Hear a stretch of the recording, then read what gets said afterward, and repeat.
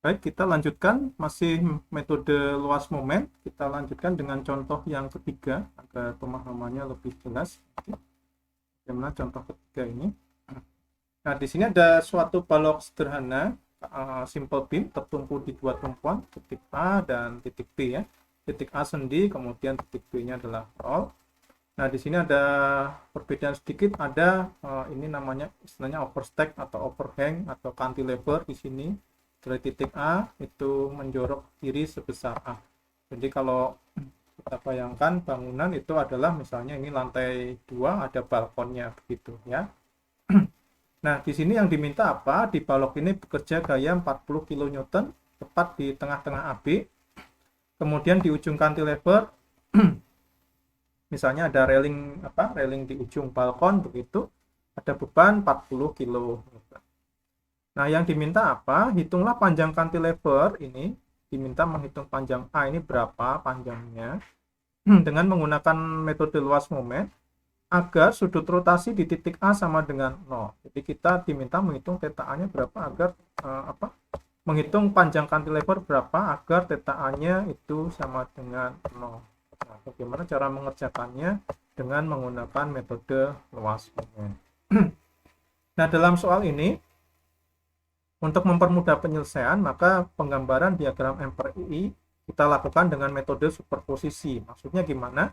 Kita akan menggambarkan M per I diagram, kita anggap balok ini seolah-olah hanya bekerja beban ini saja. Kita gambarkan bidang momennya. Kemudian kita juga gambarkan bidang momen kalau seolah-olah balok itu hanya bekerja 40 kN yang di tengah ini. Jadi kita bagi dua pembebanan. Nah, seperti ini. Ini adalah skema beban 1, 40 kN-nya berada di tengah-tengah AB.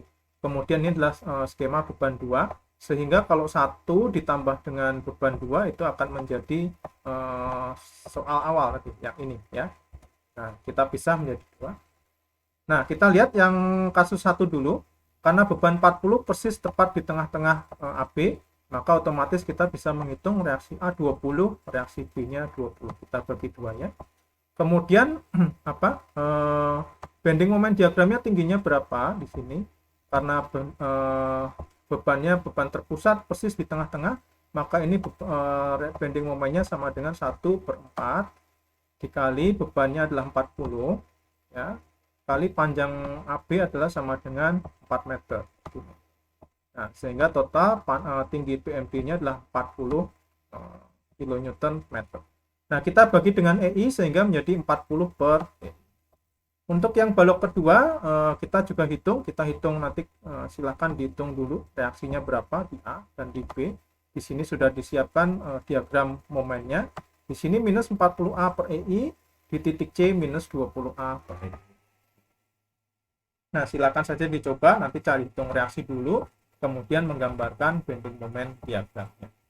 Nah, setelah kita bisa mendapatkan M per EI diagram, maka kita mencoba membuat sketch kurva elastisnya, lanjutan balok seperti apa. Ini adalah kurva elastis balok 1 di sini. Ini adalah kurva elastis balok 2. Jadi kira-kira kalau secara logika ada balok cantilever ditekan di ujung sini, otomatis dia akan berbentuk begini ya, akan ini kira-kira kan ya begini. Nah, setelah itu kita menghitung theta A1 sama dengan theta AC. Ya, terhadap AC kita bisa menghitung dari mana di titik C adalah lokasi beban maksimumnya, sehingga garis singgungnya akan berupa garis horizontal seperti ini. Di titik A kita buat garis singgung juga ini. Nah, sudut antara perpotongan dua garis singgung adalah ini, kita sebut sebagai theta AC. Ini tidak lain sama dengan theta A juga. Nah, karena theta AC artinya adalah kita menghitung luas bending moment di antara titik A dan C. Nah, ini sangat mudah, bentuknya adalah segitiga. Berarti yang kita hitung adalah luas segitiga yang di antara A dan C. Nah, berarti sama dengan setengah dikali tinggi segitiganya 40 per EI dikali alasnya adalah 2 meter. Kita dapatkan theta AC-nya 40 per EI. Ini berdasarkan beban kondisi 1. Hal yang sama kita cari theta A untuk kondisi beban 2. Agak sedikit berbeda cara mencarinya untuk theta A di beban 2. Nah, kita ambil garis singgung dari titik A, di sini. Ini kita buat garis singgung. Garis singgungnya adalah yang ini. Nah, kita ambil garis singgung seperti ini. Kemudian dari titik B kita bisa menghitung deviasi vertikal di titik B di sini, atau TB per A. Nah, kita ingat TB per A itu adalah luas momen antara AB dikali jarak titik beratnya ke titik B. Nah, sehingga kita bisa menghitung luas antara AB ini, yang segitiga yang sebelah kanan ini, kita hitung luasnya setengah kali tingginya 40 A per II, alasnya adalah 4 meter, di sini 4 meter. Nah, titik beratnya ada di sini kira-kira 2/3 dari bagian yang runcing. Nah, ini adalah 2/3 dikali 4. Ini adalah 2/3 kali 4.